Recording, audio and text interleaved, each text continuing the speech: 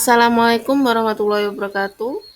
Kembali lagi dengan saya Ilma Yudianti dari jurusan S1 Teknik Informatika UNESA RPL Magetan.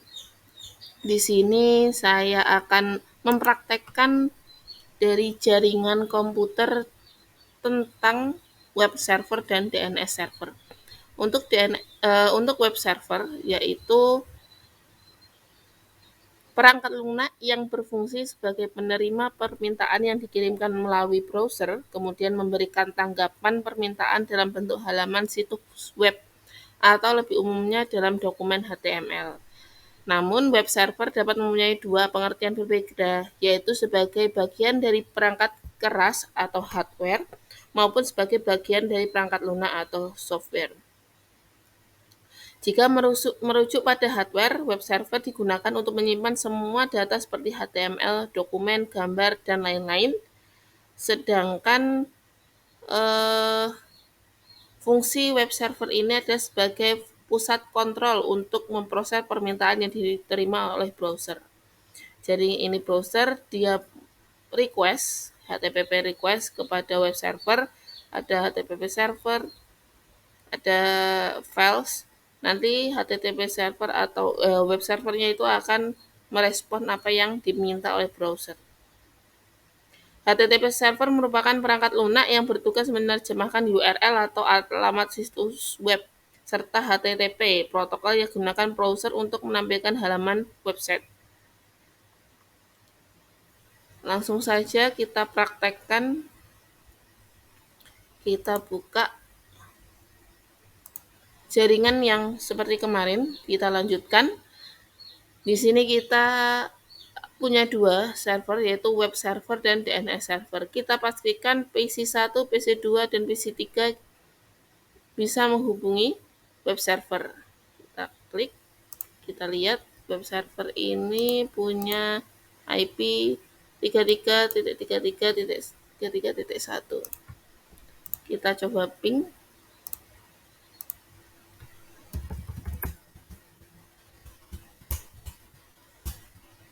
Tiga tiga tiga tiga tiga tiga tiga satu.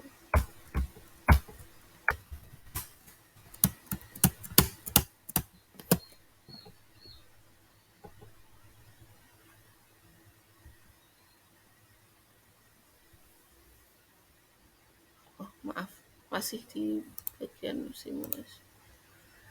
Jadi di sini kita punya jaringan seperti kemarin dan punya dua server, yaitu web server dan DNS server. Kita coba web server dulu. Ini kita ketahui IP-nya, yaitu 33.33.33.1. Kita pastikan bahwa PC1 itu bisa menghubungi web server.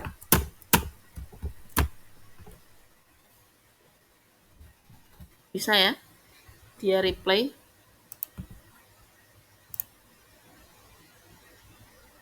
PC2 juga.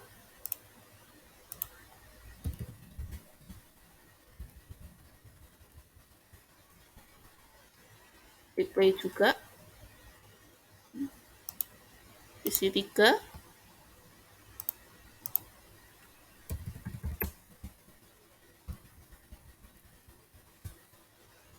Dia juga replay juga.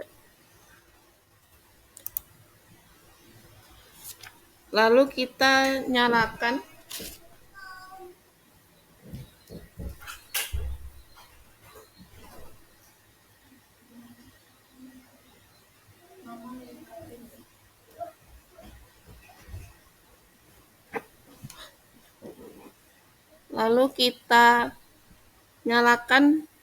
lalu kita nyalakan servis HTTP di servernya web server ini dengan diklik, lalu kita ke servis, kita HTTP, kita on kan, pastikan dia on, oke, dia on, lalu kita edit HTTP-nya seperti ini, kita edit seperti ini, sama ya, ganti indeksnya seperti ini.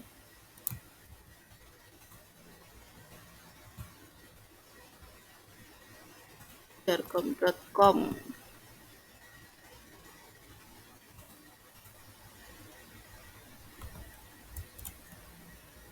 Di save. Yes. Setelah itu kita buka PC1 atau PC mana saja ya, karena tadi sudah terhubung semua. Kita buka web browser.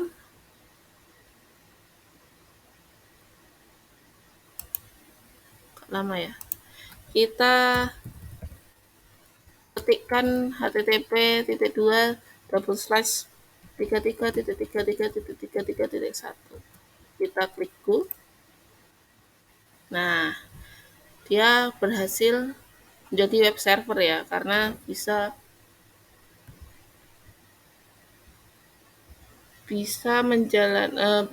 menampilkan HTML tadi. Setelah itu kita masuk ke DNS server.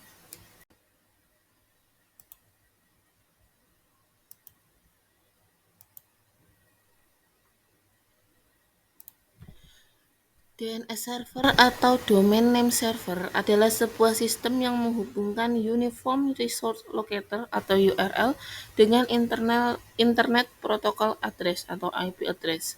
Normalnya, untuk mengakses internet, Anda perlu mengetikkan IP address sebuah website seperti yang tadi kita jelaskan pada saat web server ya. Kita mengakses http://33.1. Nah, itu baru muncul HTML-nya tadi.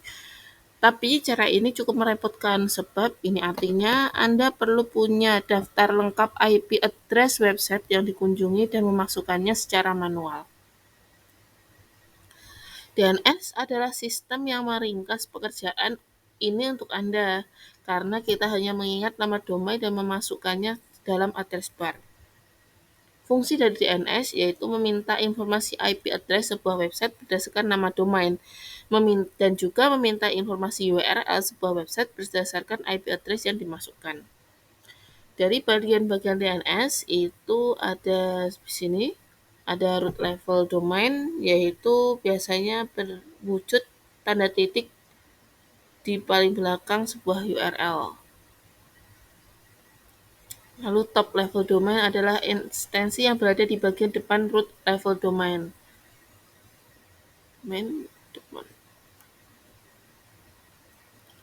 Cara kerja DNS yaitu berdasarkan tahap-tahapan seperti ini. Dia ke web server dan set files, lalu ke DNS record, authorization name server, sampai dia kembalikan ke dia domain.com. Domain.com itu apa? IP-nya berapa? Gitu. Langsung saja kita masuk ke percobaan.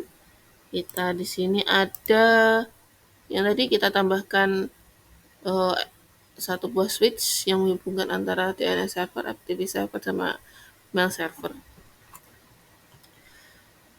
Kita set, ini sudah kita cek ya yang tadi. Kita bisa menghubungkan PC1 dengan DNS server.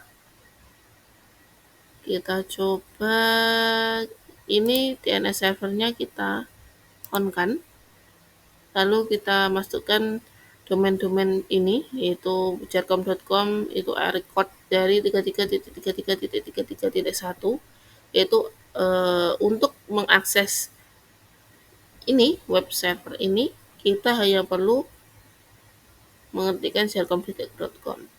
Lalu untuk jarcom.com itu kita bisa aliaskan Gname dari ke www.jarcom.com. Jadi kalau kita ketikkan www.jarcom.com itu sama dengan kita mengakses jarcom.com dan kita mengakses IP ini. Gitu. Setelah itu kita coba NSLookup. Ya. Jadi saya sudah pernah. Ini dia jarcom.com, servernya sekian, kesinian, jarcom.com itu aslinya ini 33.3. Kita coba NSLookup yang www.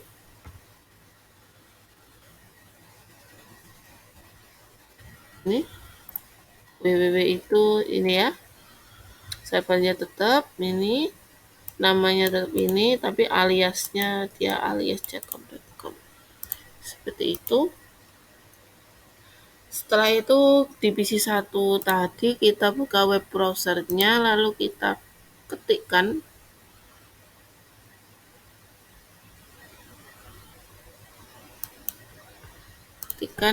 http sharecom.com.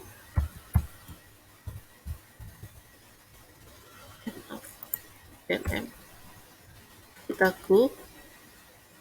Nah, sama tampilannya seperti yang tadi.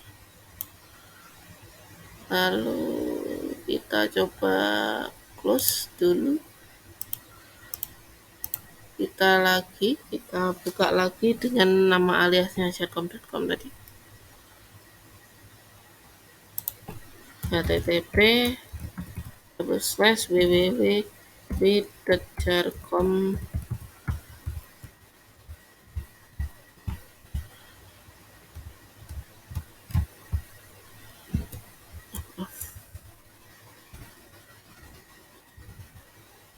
lagu.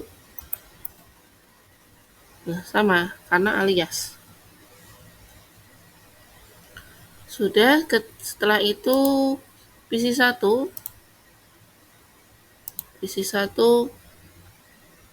menjalankan NSLOOKUP untuk FTP, yang tadi kan ftp.sharecom.com.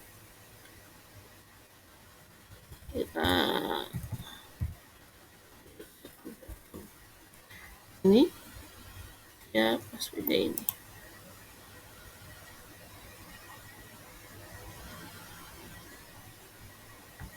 Setelah itu kita cek koneksi lagi dengan perintah ftp.sharecom.com. ftp.sharecom.com.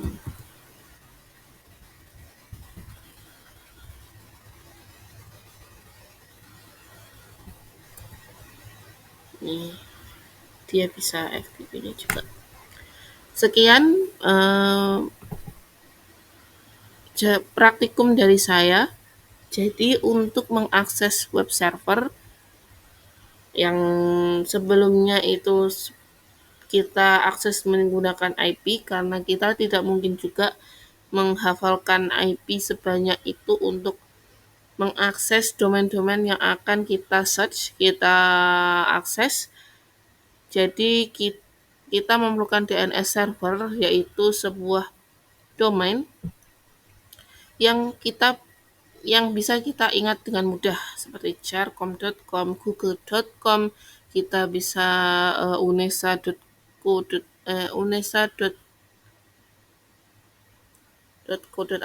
atau yang manapun itu bisa kita hafalkan di luar kepala seperti itu, dan juga bisa diinisialisasikan, misal ini domain dari Tokopedia, itu tokopedia.co.id, atau ini adalah websitenya dari Disdukcapil, yaitu dispenduk.magetan.go.id, seperti itu. Terima kasih. Wassalamualaikum warahmatullahi wabarakatuh.